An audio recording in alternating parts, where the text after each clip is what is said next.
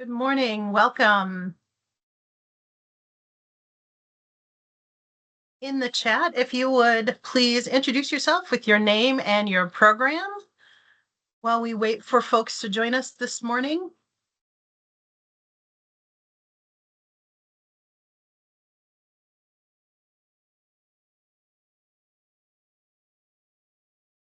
It's a beautiful day for a webinar. Thanks for coming.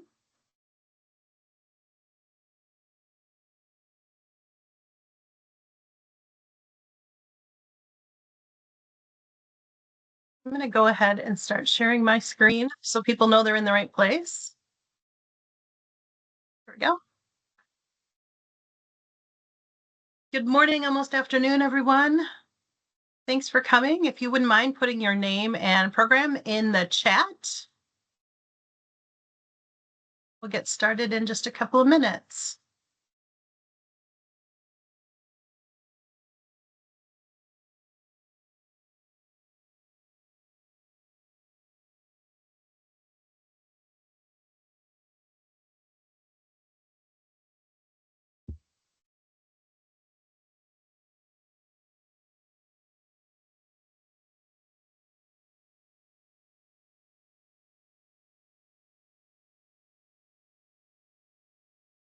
Here's another question you can answer in the chat this morning. Do we think that real spring is here, or is it like fourth or fifth fake spring today? Like, is this warm weather here to stay? Thanks, Nikki, for the heads up. The webinar model, people won't show up on camera or microphones, but you can interact via the chat or the question and answer, and we will pass those on. So you should probably just see myself and Kelly and Michelle as your hosts today. Thank you for putting in your name and program into the meeting chat so we can see who's with us today.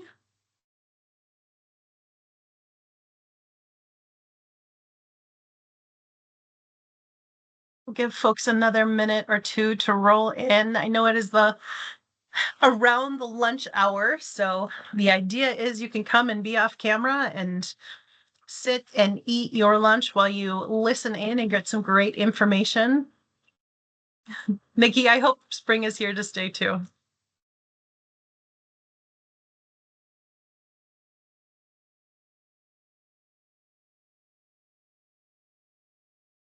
Hello, now I have to say good afternoon because it's officially after 12 o'clock.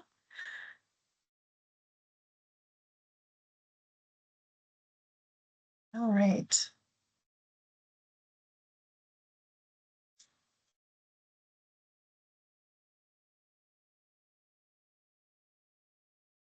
Thanks everyone for hopping on today.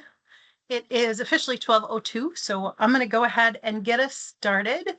Thank you for joining us for the April episode of TEL Talks 2025. I am the host along with Michelle Yang. My name's Heather Sharmoli, and I am the Professional Development Systems Coordinator at the Child Care Aware of Minnesota Coordinating Office out of St. Paul. And Michelle is helping keep an eye on things for us as well. And she is our Workforce Advising Coordinator here at the Coordinating Office. And a couple of things I just want to go through before we hand it over to Kelly. TEL Talks are specifically topics for early learning leaders, monthly webinars based on interest areas to facilitate solutions-focused discussions for your questions about the early childhood field in Minnesota. So if you have any ideas or suggestions for future topics, please let me know. We are on our April meeting. Our May meeting is folks from the Center for Inclusive Childcare coming to talk a little bit about their programming and opportunities to get involved. And in June, we will have a legislative recap with Kara Lebke from the Child Care Aware Coordinating Office. Child Care Aware of Minnesota is an organization that covers the whole state across 5 districts, along with Eager to Learn, our online learning solution, as well as the tribal districts across the state. We work with professional development, grants, including Retain and Teach scholarships. We work with some CDA funding through, and then we also have the Empower to Educate program, and we offer some trainer and RBPD support across the state. We work in collaboration with TARS on that. Child Care Aware of Minnesota keeps the community informed on the importance of early childhood education and issues in our community. Thank you for those of you who are just joining us. I'll ask that you put your name and organization in the chat so we can see who's with us today. Let me see, I just have, I think, one more slide, and that is your TEL Talks team, Heather Sharmoli and Michelle Yang from the Child Care Aware Coordinating Office. And before I hand it over to Kelly, I just want to thank everyone again for coming in today. We will be sending out the slides for participants as well. Kelly has done a phenomenal job putting your slideshow together with interactive links. So you won't be able to click the links in the recording afterwards, but we will send out the slides to folks who registered to come today. So I have those and I will be sharing them shortly after our meeting today. Oops. I'll stop sharing and turn it over to my friend Kelly. All right, thanks, Heather. I am going to start sharing.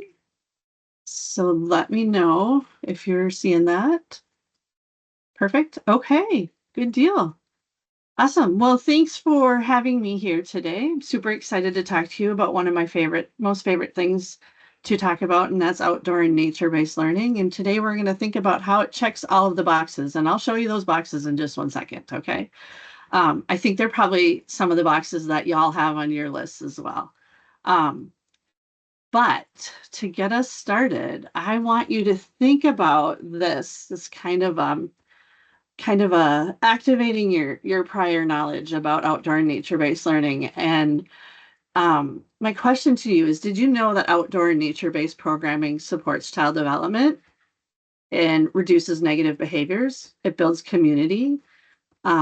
It improves educator mental health and everyone's well-being. We are going to explore resources that will convince you that all of these things are true. So thank you for being on this journey with me today. Like Heather said, my name is Kelly Kazik. I work at the sort of new, I don't know how new it is anymore. I don't know. We're about almost a year in, Department of Children, Youth, and Families. I was at the Department of Education prior to my team being moved over to the new department. And so that's where I got started on this outdoor and nature-based learning work. And I brought it with me over to the Department of Children, Youth, and Families. And my official title is Early Childhood Workforce Collaboration Specialist. And what that is a fancy way of saying is I do lots of different things to support the early childhood workforce. And this outdoor learning piece is one of them, because I think what we're going to talk about is how it's so impactful for the children, but also for the educators, and really seeing it as a way to support the well-being of our early childhood workforce. So just really quickly, this is kind of my list, my agenda list, and my goals for you. We'll talk about, I introduced myself, so we'll talk about the history of the MDE project. We'll talk about outdoor learning in Minnesota. We'll talk about those boxes I was talking about, some barriers and challenges, implementation ideas, and resources for professional development and continuing ed opportunities, and then lots of additional resources. But really what I'm hoping that you're going to take from this is that you'll feel informed about resources that are available. You'll know where to find those resources. Like Heather said, she'll send this out, and all the links are in there. And then if you're not already supporting outdoor learning or supporting people who are doing outdoor learning, that you'll be considering that as a really great option. So let's get started. So I kind of mentioned before that I started this work at the Department of Education, And really, it was something that we had looked at during COVID. I started in May of 2020 at the Department of Education. And so things were a little bit crazy, not unlike how things are a little bit crazy right now, too. But we were trying to think about what would be some viable ways for people to continue to be able to provide services, and outdoor learning became one of the first things that came to mind. And so we started digging into it and looking for people to partner with to start creating resources for programs to be able to implement outdoor and nature-based learning. And as you can see here, Minnesota has had a long history of outdoor and nature-based learning. It's not a new thing with COVID, but definitely we saw COVID kind of launched it into more of the public eye, and people became more interested. And now it's really just on fire, I would say. But Minnesota is third in the nation for the number of nature preschools. I think Washington and California are the first two. And I think what's incredible about that is when you think about our weather, people always kind of think about Minnesota as being a cold place. But we are here to prove that you can do outdoor nature-based learning in all kinds of weather. We do have 14 public schools that we know of that offer nature-based early childhood program options. And Minnesota has 130 and growing forest schools across the state. And those schools can have from as small as 1 acre of woods to up to 300 acres of woods. And they're both rural and urban. So you can see it's really something that Minnesota is known for and proud of. And we're happy to continue to support its growth. All right. So here are some of those boxes I was talking about. So thinking about why would we want to look at outdoor and nature-based learning? What is the benefit of it? And so I'll share some resources with you that talk about how it benefits child outcomes, how it benefits attendance, like I talked about, is helping the educators to thrive, thinking about how it engages parents, and then how you can partner with other community organizations to support programs and families, and it just as a community partnership is wonderful. So thinking about those child outcomes, I have a list of different links here that will bring you to the research that talks about how outdoor and nature-based learning is really having positive impact on attention for children, how it impacts their cognitive development. I think physical development, I think we can easily see how it's promoting physical development, the mental health benefits of it, how it promotes social emotional learning and the positive behavior that we see in students, and then how it's helping to meet diverse learners' needs. And so that first link, the attention research, comes from Julie Ernst, who is at the University of Minnesota Duluth, and she has a whole bunch of resources on what she calls flourishing in nature, and they're downloadable, and so you'll be able to access that there too. And she talks about just the ability that nature has to restore children's attention when they have attention fatigue. And this is like a real thing where when we are losing our ability to pay attention for long periods of time, that just having that time out in nature really just kind of is like a reset button. And so that's a great link to that research. And I encourage people to go check out these links because it's just kind of amazing the potential that nature has. As far as the cognitive growth, again, studies that were done in Duluth and some of the nature schools up there were really showing the impact that it had to relieve cognitive overload. It was reducing stress for students. It was impacting their vocabulary development, speech and language development. So those links are there for you to check out that really show the benefit and the connection to how it is impacting cognitive development. And then the physical link there for physical development, I linked you to a video. It's a TED Talk by Angela Hanscom, and maybe some of you are familiar with her. It's called The Real Reason Children Fidget in School. And she really talks about how when children are able to be outside more, they're building their core strength, and it's really helping with all of their fine motor development, large motor development. And that's really important when we think about being able to be writers. And so lots of information there for why we need to have more time for children outdoors and in nature to build that physical development that's going to trickle down to all other areas of development. And then for the mental health link, there are studies that have found that kids that live in greener environments have better moods, higher self-esteem, and more resiliency. And there is even research that has found like even just being able to see green things outside of a window can boost children's academic scores and increase their mental health. And one of the things that research shows too is that children that are having more time in nature and outdoors is really impactful, especially for those who have experienced adverse childhood experiences. And I think that just kind of goes hand in hand with seeing that increase of positive behavior. And there's information in that link too about how time outdoors can improve pro-social behaviors, including sharing, cooperating, and building empathy and comforting others. And then the link about diverse needs shows you research about how there are over 4 million students that report emotional, cognitive, or behavioral disabilities in the United States. And in it, there are occupational therapists that talk about the physical benefits. We have an occupational therapist that talks about the physical benefits in one of our webinar recordings that I'm going to talk to you a little bit more about as we get further down here in our Give Me Proof webinar. But they also talk about that healthy risk taking that children are able to do and how important that is for all of their development. So many good resources and links for you to check out. I also included the handout that is on the MDE website called Play-Based Learning.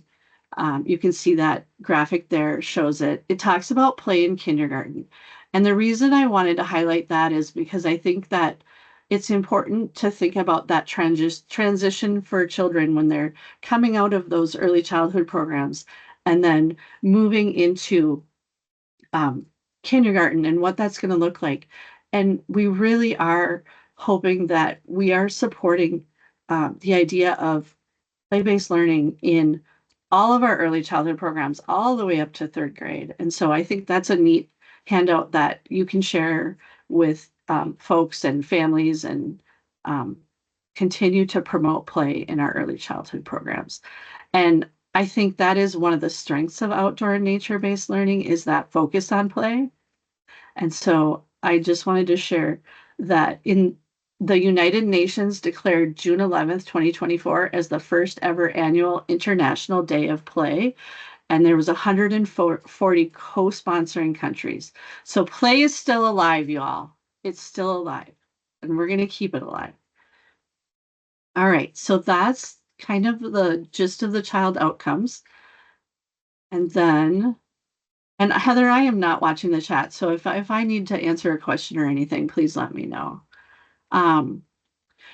So thinking about how outdoor and nature-based learning supports attendance, I put a link in here on some research that talks about that biophilic design interventions that I was talking about and how just having greenness in an environment can make a difference.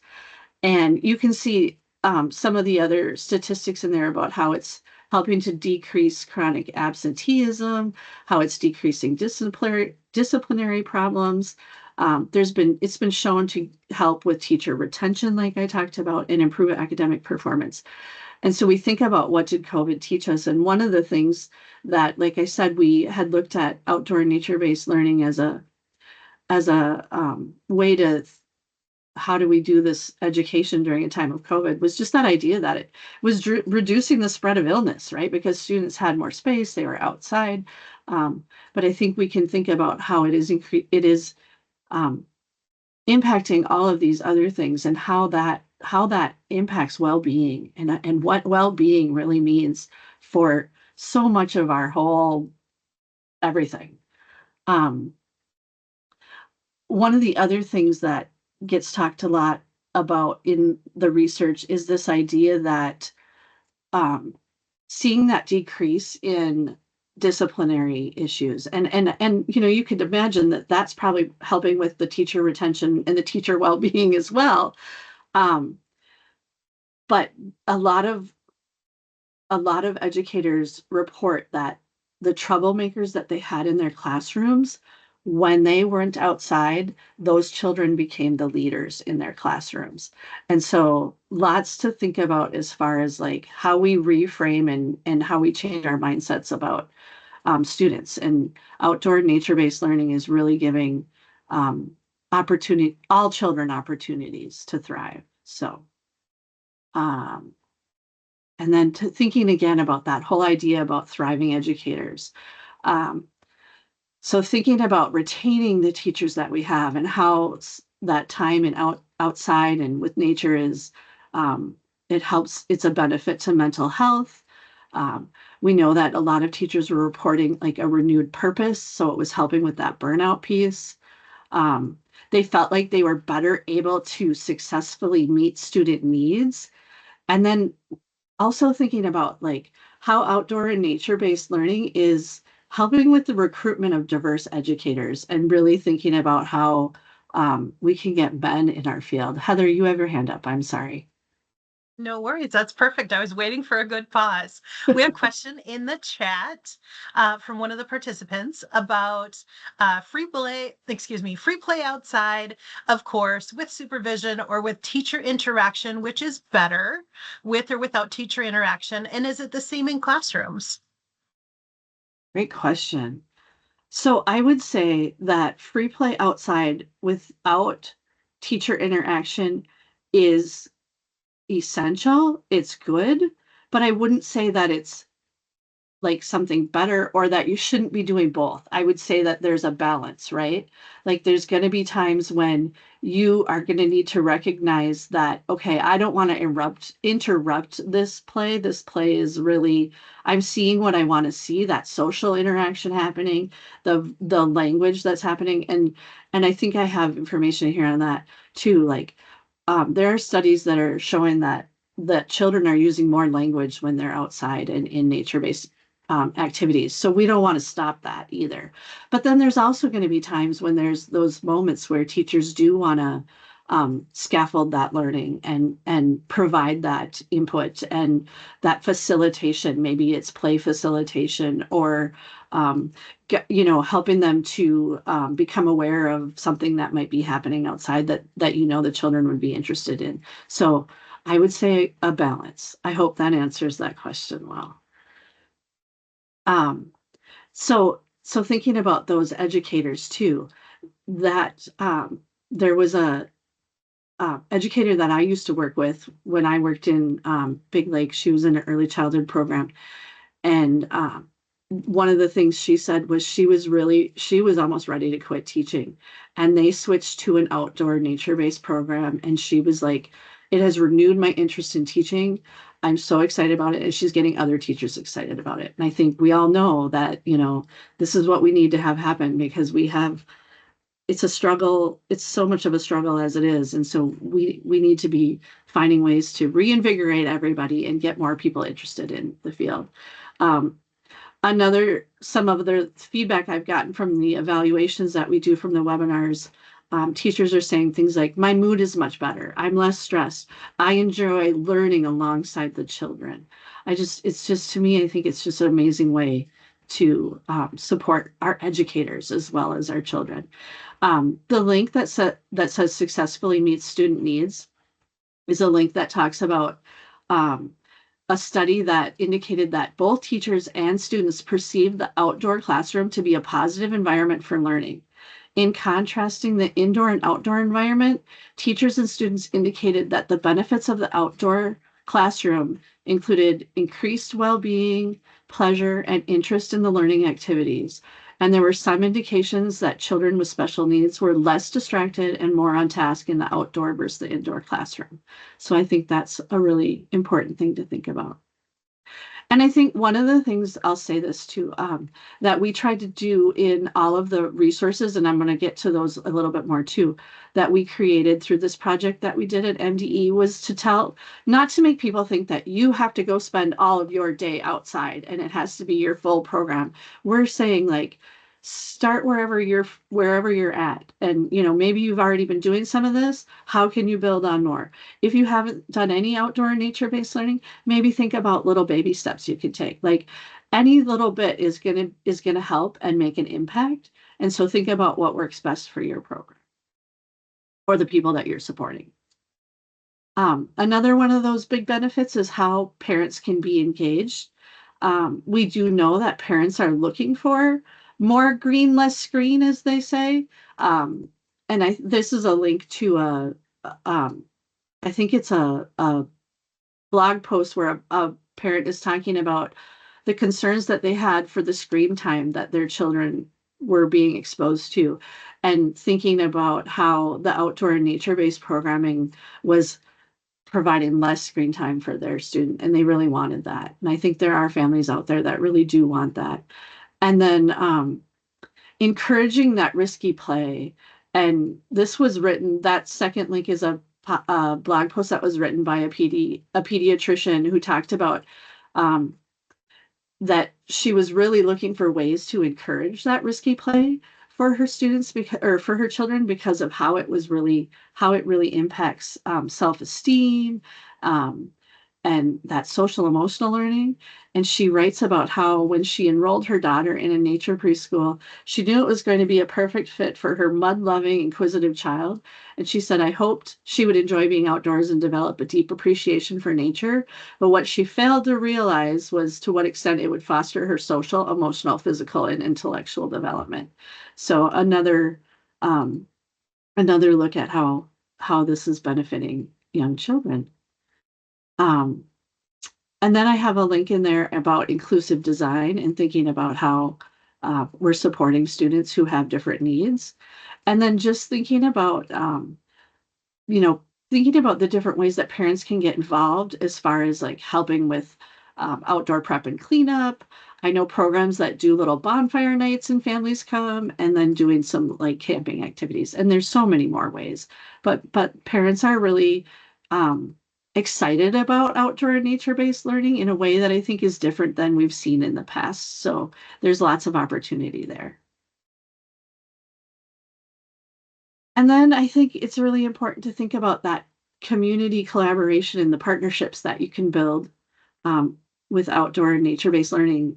There are naturalists all across the state, in cities and in counties.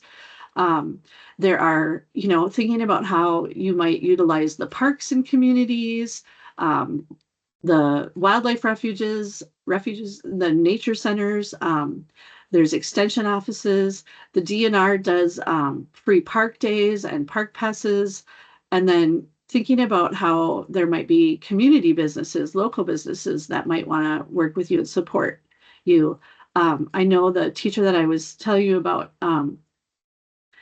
in Big Lake, she wrote a letter to a local, it was like a fish house company that builds these pop-up fish houses. And she said, hey, we're doing this outdoor nature-based learning, and we would love it if you would consider donating a pop-up fish house to our program. So we have this little shelter in the winter that we could read stories in. And they sent her one. And she uses it every year. It's just amazing. It's like you don't know what's out there until you go looking and you ask. But there are a lot of people that we might not think of outside of care and education who want to support outdoor and nature-based learning for young children and families.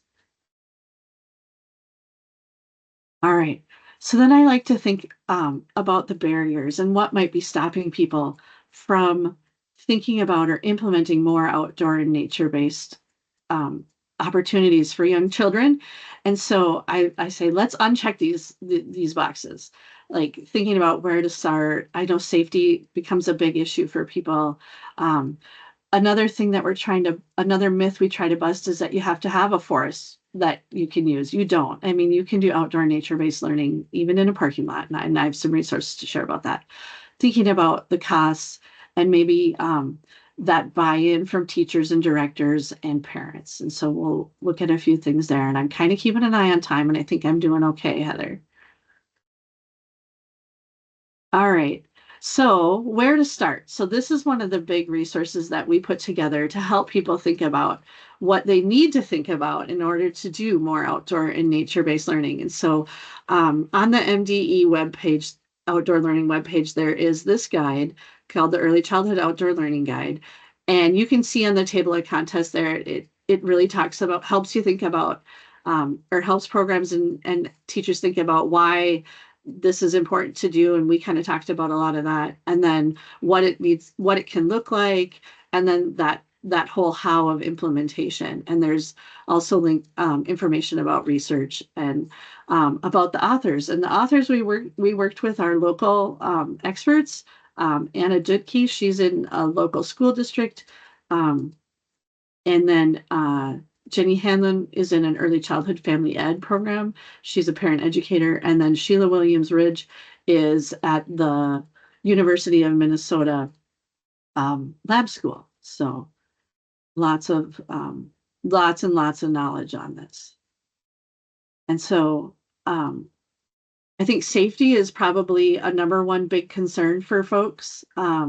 Thinking about how can we do this, especially with the weather, thinking about that risky play piece, and then just other things that might come into play depending on where people's programs are at.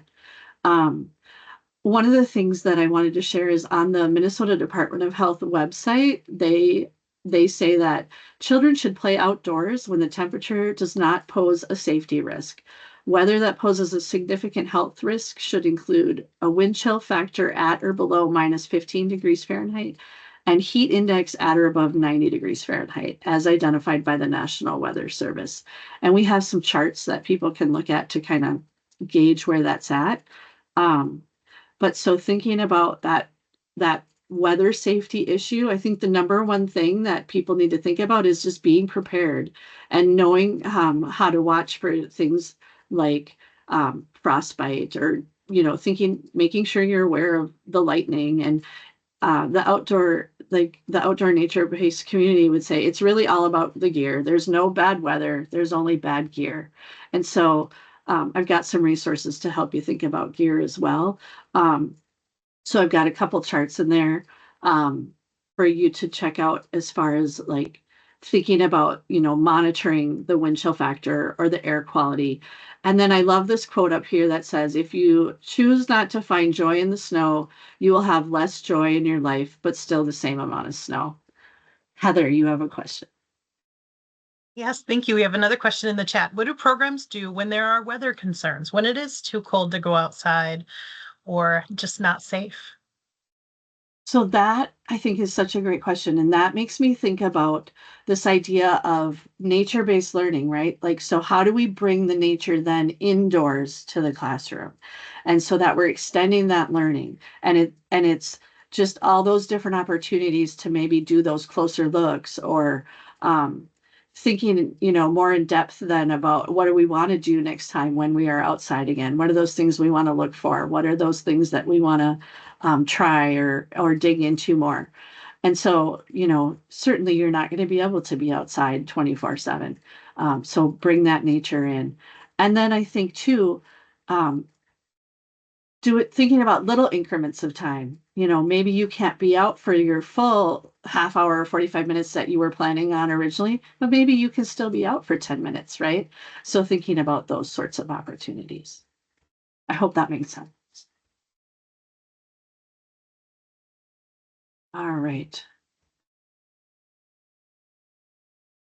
Um, so really with safety too, it's important to think about that whole risk factor. And we know that there are benefits for children to be involved in taking risks, right? It builds self-esteem, it builds body awareness, it builds skills that they need. But it has to be, you have to know what those risks are, and you have to be anticipating that and really helping to teach the children, what is, what are they, what can they do, what are they capable of doing, and what is reasonable. So what are the, what that kind of, that risk analysis, like we want to make sure that kids are able to try things in a way that the the benefit of the risk outweighs the benefit of maybe getting hurt. So um, one of the things that pediatricians are saying is pop the bubble wrap and let kids play outdoors, because we're seeing the negative impacts of children not having exposure to risks, and the fear and the unwillingness to try new things, and some of those social emotional things that can become an issue. um, so there's some stick play it's really about setting expectations, and there's some stick play expectations that are written out in that outdoor learning guide from Oak Ridge Elementary that you can check out. And they have some really basic rules that students can think about, or children can think about. Like, you can play with a stick, but it can't be a stick that's longer than your arm. And so thinking about that. All right, I see this question. If the weather is nice, how long we can have the children playing outside? With Minnesota winter, we look forward to being outside. Does an hour too much? I don't think there's too much time outside. I really don't. I think that as long as the weather is appropriate to the gear that the children have, yeah, I think you're good. Can And I we add have to all, that, Kelly? yeah, I think, when you're looking at outside time, it doesn't always have to be just unstructured time right, outside. You right. can do your structured activities outside. You can have your Mhm. meals outside. You can take your rest time outside. Yes, Just be brave and try different things. yes. And we have lots of examples for how to do that, and I'll get to that in a little bit too. Um, So then also thinking about outdoor space and facilities, I put some links in here to some different resources to help people think about how they might use the space that they have. Like I said, like you don't have to have a forest in your backyard. If you do, that's great. But we have the outdoor learning ideas guide that talks about, like, okay, if all you have is a parking lot, what can you do? If all you have maybe is a sidewalk, or if all you have is um, you know, this little patch of grass in the ditch somewhere. Like, what are some things you can do? So I'll talk more about that in a little bit, but some really great resources to check out. Um, Thinking about how to do outdoor nature-based learning when you don't have um, a lot of space outside, or big fancy um, playgrounds or equipment. So that's another resource. Um, I think costs can be a barrier for programs, and especially thinking about gear. And so I've put a link to a page of grants that folks can take a look at. Um, we like to encourage people to claim unclaimed lost and found items at schools, um, seek out discount stores, ask for donations from family, especially like that out when students or children outgrow things, and thinking about how to reutilize things, maybe holding silent auctions or fundraisers, doing gear swaps. And then I told you about that portable fish house example, and writing to local businesses. And then I know a lot of early childhood organizations that have utilized the SHIP grants from the County Statewide Health Improvement Partnership to get some funding to purchase gear and things like that to do more outdoor learning time. And then there's a link to some different funding models for people to check out. And then as far as gear goes, this is just a list of some of the things that we've heard from other programs about what are the best types of gear to have. And then Okiwear are the folks that do those full body suits that you see a lot of times that the children are wearing in a lot of outdoor nature-based programs. And the Jeffers Foundation actually has a promo with them. So if you're interested in checking out that, you can get those at a discount. So, all right. Um, Thinking about that whole buy-in idea with teachers and directors, I would say starting with that guidebook that I showed you, there's a lot of information in there about the research, about practical ideas for starting, and then stories, lots of stories from educators who are doing this work that I think those stories are the piece that are really the hook to helping get people to think about doing this who maybe haven't been doing this. And then, like I said, starting small. Um, Identify those teacher leaders. And then we have a research presentation that we did a couple years ago that's linked there that we geared toward leadership. So that's something that you could share that directors could check out or program owners that really helps to help them to see why outdoor nature-based learning is beneficial and why they might want to consider supporting it. Um, I always say start with the interests of the teachers too.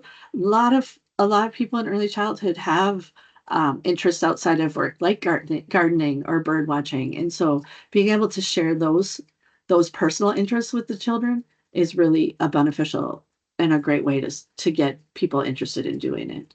Um, and then having those opportunities for embedded professional development, and I'll talk about that in a bit. And then there's a couple other resources. um, Miniko is an organization, the Minnesota Early Childhood Outdoors organization, and they created a really great toolkit for preschools and centers for thinking about teachers and directors too. So I put that link in there for you as well. And then obviously you need to have buy-in from parents too. And so thinking about um, program affordability and whether or not a program is parent aware rated, and if it is, how scholarships can be used. Um, and then I think too, thinking about those grants, like if gear is an issue, a cost issue, how you can maybe utilize some grants to cover those things. And then look for those parent advocates too, those parents who are really excited about nature, outdoor and nature-based learning, and have them help you be that communication person and share what they love about it. And I think that's a great way to help get parents more involved and get them to be advocating for it. So that was a lot. Um, One thing that I want people to think about too is like, how does outdoor and nature-based learning support your program values and priorities? I think that's a really important thing to start with when people are thinking about, we want to do more of this or we want to start doing this. Like, how would it support what you're doing and what you value and what your goals are for the children? So then let's keep going because we're going to run out of time here really quick. I can see. Um, Thinking about what you need to get started. So thinking about professional development opportunities, again, that funding piece, technical assistance, and other things. So I'm going to share a lot of resources really fast, and you're going to be glad that you're going to get this slide deck because it's a lot, and I apologize for that. But thinking about professional development and continuing education, if that's something that people need, the Jeffers Foundation offers tons of free workshops and they can do them at schools and at programs. They have a bunch right now on their website if you go that they're going to offer over the summer. They do weekend things. They do that summer institute. They're very early childhood and preschool specific. Some of them are content specific. They could be about birds, insects, nature journaling. And so I encourage people to check out the jeffersfoundation.org. They are amazing. And then on the Minnesota Department of Education Outdoor Nature-Based Learning website, we have the learning guides that I was showing you, but we also have webinars and a few other different resources. I also wanted to point out, I have the link to these two videos on here, supporting outdoor learning opportunities for young children. And then as an early childhood educator, those might be things people might want to use. We did those in combination with the Children's Cabinet as promotions for the Children's Outdoor Bill of Rights. But they're really nice videos that kind of cover that whole idea of why. why it's important and what the benefits are. And those could be used to help build that buy-in with, the teachers, the parents, the directors, whoever you're working with. The flyer that's linked there has a list of the resources. It's kind of a nice little one pager. And then there's a link to the booklet and the ideas guide. I'm going to talk more about those in just a second. I also wanted to make sure to highlight, these are the webinars that we have available. And I'm thinking there's probably folks here who have already been accessing some of these. We have had hundreds and hundreds and hundreds of people utilizing these webinars, and we have them all develop approved, excluding the Dream Green one at the very bottom that you can see there. But these are the top ones are the events for the seasonal series, and then the bottom ones are the ones that cover safety, curriculum, and planning. And then you see those Adventure 1, 2, 3, and 4. Those are those ones that are going to talk about how can you do nature-based learning and hit on those early childhood indicators of progress, like Heather was talking about. How can I do those learning activities that I would typically do in my classroom outside? What can that look like if I brought it outside? And what are the learning goals that I'm going to hit on? And so all of those are available for that you can get them added to your develop record. They're all, the fall event and the winter event and the spring event have 2 webinars because those webinars were shorter and we had to do them in 2-hour increments that I'm sure you guys are all familiar with. And then those other ones are longer and have some outside work time that is included with them. So really great resource, and we've had just tons of really great feedback on those. Other resources for professional development, the DNR has a ton of resources on their website for teaching outdoors. They also offer outdoor skill and stewardship type of webinars. There's curriculum webinar or curriculum resources, Project Learning Tree, Project Wet, Project Wild. There's information about the school forest program. They have a whole page full of teacher resources. They have new information on how to teach outside, information about nature play, bringing nature inside, like we talked about earlier, and then classroom animals, and thinking about how you might use those in your classroom. In-person training events that are hosted in partnership with MDE, DCY. Nikki, I'm going to come back to that in just a second. Oh, I see. Okay, I see what you're saying. I want to remind me though, there's one I want to talk about that's coming up soon. Professional development, the Minnesota Early Childhood Outdoors Organization, MINECO, that I was talking about, they host these regional nests, and the nests have different networking and collaboration events throughout the year. Oh, I have an old date in there. I'm sorry. I should take that out. If you go onto their Facebook page right now, they are offering an event. I think it is May 17th, and it's a free event. I think they host it at the University of Minnesota. There's like an indoor hosted part where they have keynotes and some breakout sessions. And then the whole afternoon, you can do program visits and check out the different early childhood outdoor programs that they have and get little tours. So I would encourage people to check out those regional nests, find one near you, because that is a super great resource. Hamlin has a nature-based outdoor learning certificate, and then the U of M has a early childhood nature studies or a childhood nature studies program too.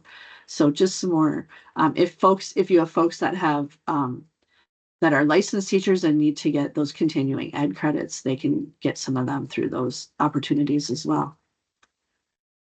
I wanted to highlight this activity guide that we have. This is that kind of that idea of use what you have, right? If you have a concrete slab, or you have some blacktop, or maybe you do have a playground, or you have a beyond or grass, this guide has all kinds of ideas for different activities you can do, and it shows kind of how it connects to literacy, art, math, science, social studies, and has all the ESIPs linked to it.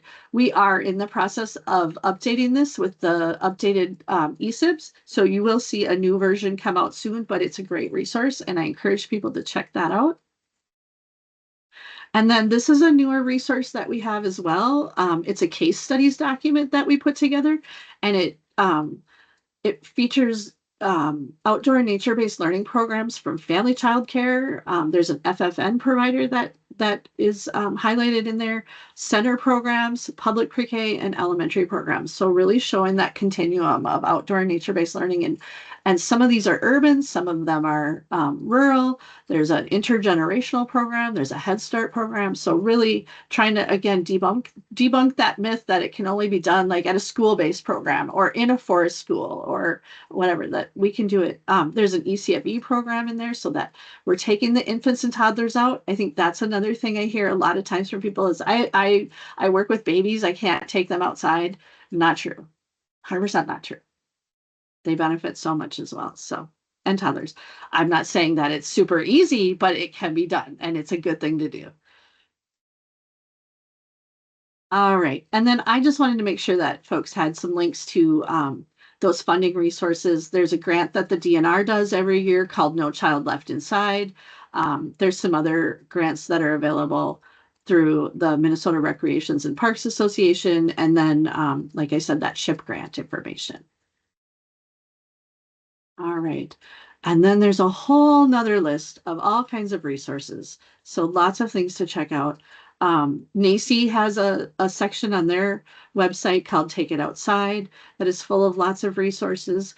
I love the Learning Joy and Equity project that New America has. I think that idea of joy is so important. It's something we all need to be cultivating and thinking about and how we can bring more joy in our lives. The Children in Nature Network has a great toolkit. They have everything you could possibly need to promote and do outdoor and nature-based learning. So that's a great resource to check out too. I'll just leave it at that and let people explore. But I also wanted to make sure folks were aware of this resource. The educators that we work to develop the things that we were doing also developed this with their partners. It's kind of like a program assessment guidebook. It's really meant to be a self-assessment guide, and it helps programs and leaders and teachers think about like, what does this look like practically in my classroom? And you can kind of gauge yourself. I think the gauge is like you're either an egg, egg, caterpillar, chrysalis, butterfly. Like that's how you kind of show up in your assessment of your practices. So again, another great resource when you're thinking about like, what does implementation look like? What are the areas that we're really strong in? What are some things we could be maybe doing better? Okay. And then we would love to hear more from you. I would love to know how the state can help support your efforts and what do you need. And so I have a little QR code there if people are interested and want to share thoughts, ideas. Hey, I was listening to this and what I didn't see was this. I would really love more information about this. Anything you want to share, if you are willing, you can use your little camera phone and zap that. I think it should work. And you can leave me some feedback. I see lots of resources. Awesome. I'm glad you're looking forward to sharing these. Yay. I hope you found things that you want to take a closer peek at. I'd love to dig into stuff more, but we only had an hour and I was like, there's so much to cram in. And I wanted people to have all of it. So, and again, this is not, I know there's pieces that we may have missed and more things that we could be added, but hopefully you get a good foundation and feel like you have some ideas for where you want to start to dig in more if that's if you're feeling so inclined. And obviously you're here, so you're interested, and I just want to say thank you. I think that this this movement, this initiative, this idea is so important, especially in this time of uncertainties for people and feeling stressed. And we know the early childhood workforce is feeling burnt out, and how do we support it? And you think about what are some of the small things that we can do we know there's big things that need to be done, but what are those small everyday things that we can do? And I think that outdoor nature-based learning can be a part of that. Um, and I think the screen time stuff is really important too. I think that the concerns about how much children are spending on screens and not outside in nature. The last time I looked at statistics, it was like, less than 10% of their day or something like that. I mean, it's a lot. And so the more opportunity that we have to get children outside and in nature, the better. So that's all I have. I did pretty good, Heather. I Really, didn't you run out did of time. amazing. You did amazing. This is such an incredible group of resources, and I think you really lay it out for people to really kind of I think the best way of put it is there's no reason why not. Right? You've covered all the bases. And Yay. somebody added in the chat here, I found here the motivation to work more on ideas for outdoor learning. Thank you. Lots of thank yous. And I agree. I think this is just it's so inspiring and so resource packed that I'm just thrilled to be able to share this with folks. And, if there's ever any questions, Kelly's got her contact information on this last slide. You can always reach out to me as well. I'm happy to connect you um, with Kelly if needed. Yeah, how can we support this work statewide for advocacy? Um, yeah, so any suggestions on that, Kelly? Yeah, I'm going to stop sharing. So, one thing I would say too is I talked a little tiny bit about that Children's Outdoor Bill of Rights. So, I would say check that out as well. That's an initiative that was started in the Children's Cabinet with the governor. And I think there's a lot of opportunity there to think about how to promote that. And I think that's kind of a good thing too to leverage as far as thinking about how to get buy-in too, right? Like we could say, look, our state leaders are recognizing this. I know the Department of Health has done a ton of work around this just because of the mental health benefits. And so I would really encourage people, organizations can sign on. So if somebody, if you have a program, an early childhood program, you can sign on and say, hey, we're adopters of the Children's Outdoor Bill of Rights. And I think thank you, Nikki. That's a great, oh, she's got the link for the outdoors in there. Thank you. I should put the Children's Outdoor Kelly? Bill of Rights in. Um, and then I see in-person PD opportunity. So that is my dream. I am working on that one. So more to come. Stay tuned because I have some ideas and I think that would be amazing. But in the meantime, check out that Jeffers Foundation because I know they do have in-person opportunities. Um, they're probably more metro located, and so it'd be great to have some more centrally located or for all of Minnesota. But then again, too, check out the Manico groups too, because those are regional and they're across the state and they do in-person opportunities as well. So yeah, more to come. Yeah, Awesome. wonderful. Well, timing is perfect. I hope everyone was able to enjoy their lunch and get some great information. I will send out the recording will be posted soon, but I will also get out the slideshow in a PDF format for everyone who registered as well. So if you have a friend who couldn't make it, let them know that that's coming. And that's it for April. Thanks again for everybody. Thanks again, Kelly, for being our special guest. And have a great week, everyone. Thank you. Thanks, Heather. Thanks, Michelle.